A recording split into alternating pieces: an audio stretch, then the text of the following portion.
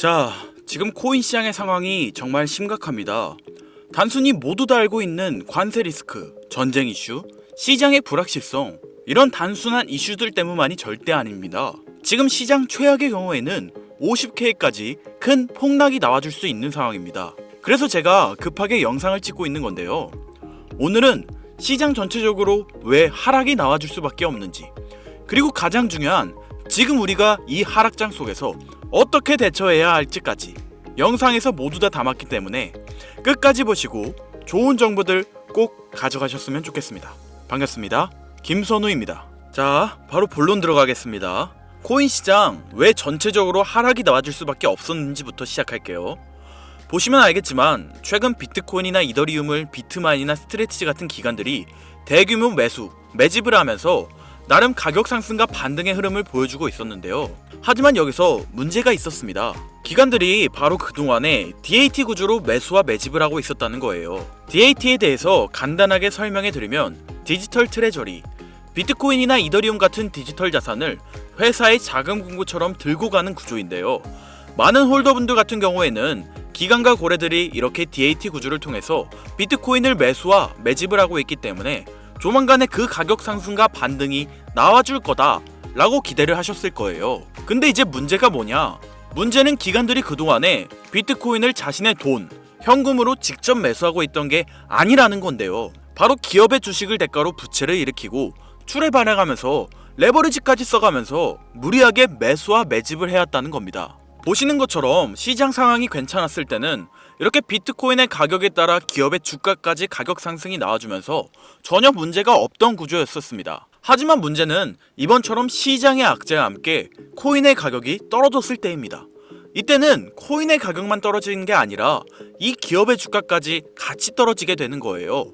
그 결과 기업의 주가가 떨어지면서 대출기관에서는 어쩔 수 없이 추가 담보를 요구하게 되는 상황이 온 건데, 결국에 기업과 고래들 같은 경우에는 재무상의 문제 때문에 가지고 있었던 대규모의 비트코인을 시장에 매도하게 된 겁니다. 그 결과 이 던져지는 물량 때문에 또 한 번 더 코인의 가격이 내려가게 되는, 사실상 청산과 덤프 하락이 계속해서 발생하는 악순환이 반복되었던 거죠.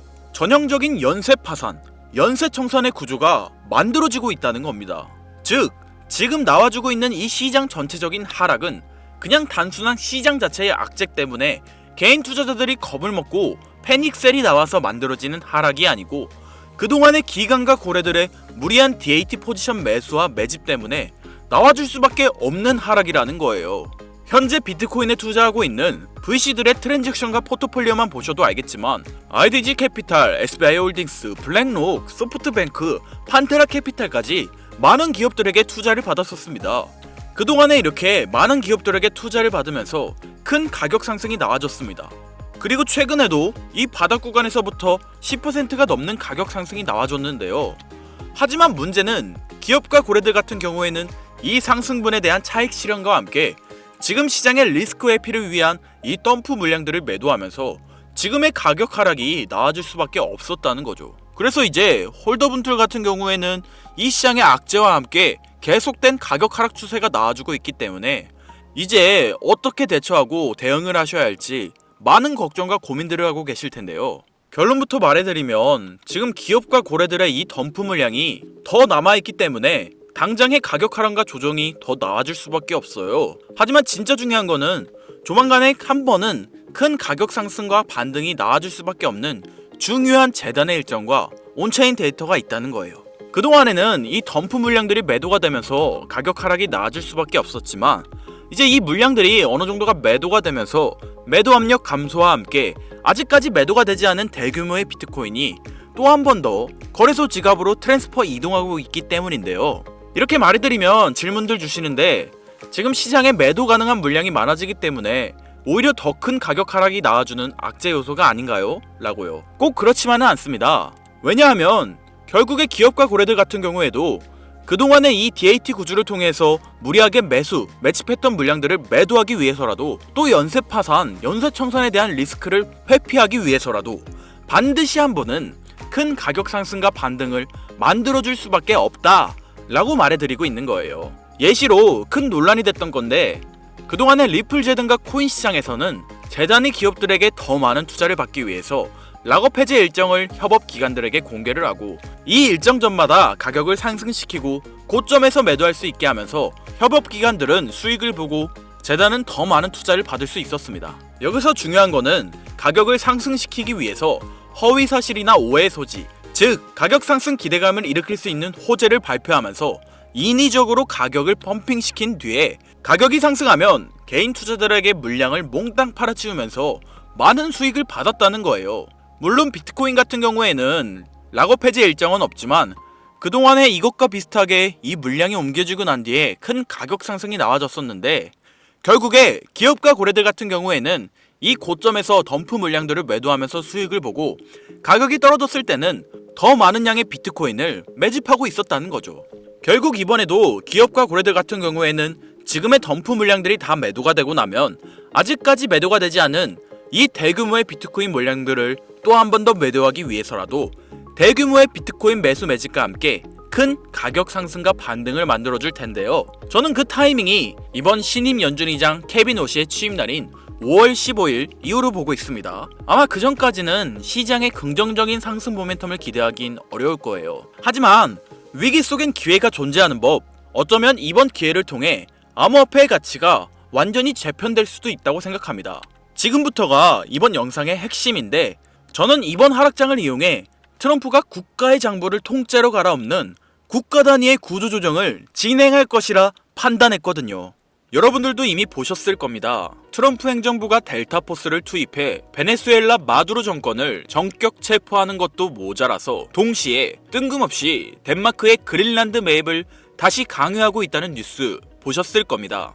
CNN이나 공중파 뉴스에서는 이걸 트럼프의 제국주의적 야욕이다, 석유를 노린 전쟁이다, 혹은 단순한 독재자 처단이다 라고 언급하고 있는데 결론부터 말씀드리자면 전부 틀렸습니다. 트럼프는 지금 전쟁을 하고 있는 게 아닙니다. 그는 지금 쇼핑을 하고 있는 건데요. 그것도 국가의 장부, 즉 밸런스 시트를 통째로 갈아엎는 국가 단위의 구조조정을 진행 중이라고 보는 것이 훨씬 합리적입니다. 2026년 미국의 부채는 한계에 달했습니다. 월가의 영웅 레이 달리오의 분석처럼 부채 사이클이 끝자락에 이르자 전 세계 그 누구도 예전처럼 미국 국채를 사려고 하지 않죠. 달러라는 종잇돈의 신용이 흔들리는 이 정체절명의 시기에 미국이 선택한 생존 전략은 무엇일까요? 바로 종이를 버리고 실물을 채우는 것입니다. 1월 3일 마두로 체포, 1월 4일 덴마크 그린란드 매입 압박, 1월 7일에 발표된 대형 기관 투자자의 단독주택 매입 금지 선언까지 이 모든 건 하나의 신호를 보내고 있는데요. 지금의 흐름을 이해하시려면 미국 내부에서 진행된 대형 기관 투자자의 단독주택 추가 매입 금지 선언을 확인하셔야 합니다. 표면적인 명분은 훌륭하죠. 블랙록 같은 거대한 자본을 가지고 있는 대형 투자자들이 우리 서민들이 사야 할 집을 다 사버리니까 서민들은 살 집이 없어지고 월세가 너무 비싸지는 겁니다. 그러니 트럼프 입장에선 야, 기관들 이제 부동산에서 손 떼 라고 발표한 건데요. 당연히 서민들은 환호하였습니다. 하지만 저는 트럼프의 움직임과 이 법안이 반드시 하나의 연결고리를 가지고 있을 것이라 확신했는데요. 금융의 관점에서 이 조치는 기업들에게 부동산 시장에 대한 사형 선고나 다름없습니다. 지금까지 거대 기업들은 남아도는 현금 유동성을 어디에 파킹해놨습니까? 가장 안전하고 덩어리가 큰 미국 부동산이었습니다. 말 그대로 기업들의 전용 주차 자리 중 하나를 정부에서 막아버린 겁니다. 그렇다면 부동산 시장에 사용되었을 수천, 수조 원의 돈은 어디로 흘러들어갈까요? 돈은 가만히 있으면 그 가치가 떨어집니다. 그 말은 어딘가로는 반드시 흘러가게 된다는 건데 주식시장은 이미 대세 상승장이 시작된 지 오래됐고 AI 거품론으로 언제 떨어질지 모르는 상황입니다. 미국 부채율이 높아 채권은 매력이 없고 갈 곳을 잃은 이 거대한 유동성을 받아줄 덩어리가 크면서 아직 저평가된 새로운 그릇이 필요해진 시점인 거죠. 그런데 기업들이 방법을 궁리하던 와중 미국 정부가 대놓고 방향을 제시해 주었습니다. 미국 청산예탁결제원 DTCC가 발표한 스마트 나비 프로젝트와 겐톤 네트워크 테스트,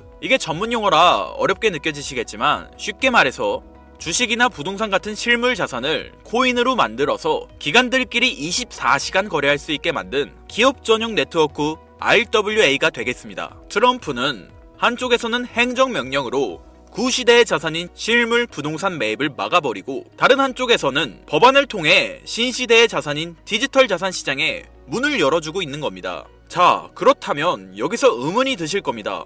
이들이 이렇게 강제적으로 고여있는 자본을 움직이려는 이유는 무엇일까요? 단순히 비트코인 2억, 3억 가는 게 목표라서요? 아닙니다. 그들이 보고 있는 건 코인 시장을 넘어선 더 거대하고 본질적인 패권의 이동입니다. 최근 일론 머스크는 한 팟캐스트에서 이런 말을 했습니다. 미래의 화폐는 달러나 금이 아니라 전력량 에너지가 곧 화폐가 될 것이라고요. 이게 당장 들으셨을 땐 이해가 어려우시겠지만 핵심은 이겁니다. 지금까지의 달러는 신용을 기반으로 사용되었습니다. 미국 정부가 보증한다는 믿음에 기반한 어떻게 보면 그냥 종이 쪼가리였죠. 하지만 지금 세상은 변하고 있습니다. 앞으로는 AI와 로봇이 일을 하는 세상이 올 거고 이를 움직이는 건 종이가 아니라 바로 전기입니다. 전기가 끊기면 AI도 금융도 비트코인도 멈춥니다. 즉, 전기를 가진 자가 화폐를 발행하는 권력을 진다. 이것이 바로 머스크가 꿰뚫어본 에너지의 본질인 겁니다. 왜 트럼프가 이 시국에 갑자기 델타포스를 베네수엘라로 보내고 덴마크한테 그린란드를 내놓으라고 윽박지르는지 이상하지 않으셨습니까? 언론은 영토 확장이라 떠들고 있지만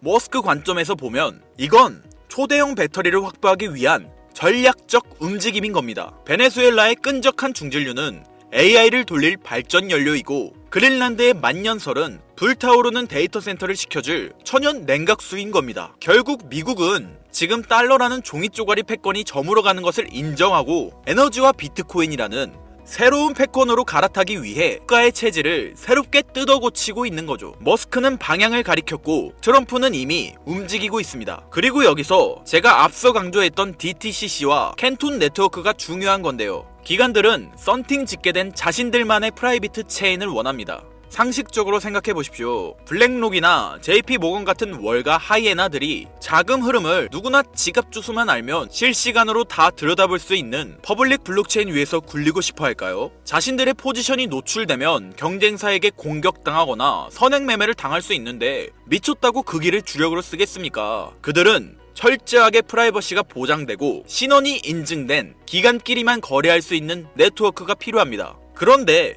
기업들이 자기들끼리 노는 프라이빗 체인을 쓰면 개인 투자자들은 캔톤 네트워크에는 우리가 투자도 못하고 이걸 알아도 무슨 상관이냐 라고 생각하게 될 텐데 맞습니다. 우리는 여기에 투자를 못하죠. 하지만 여기에는 틈새가 존재합니다. 기관들이 자기들끼리 지하 고속도로에서 돈을 굴리더라도 결국 그 유동성을 현금화하거나 외부로 빼내려면 반드시 일반 국도인 퍼블릭 체인과 만나는 인터체인지를 거쳐야만 합니다. 즉, 기관의 프라이빗 장부와 우리가 쓰는 퍼블릭 블록체인을 기술적으로 그리고 법적으로 연결해주는 유일한 연결고리. 그러면서도 머스크가 강조한 에너지 데이터까지 처리할 수 있는 미들웨어 코인이 반드시 필요한 거죠.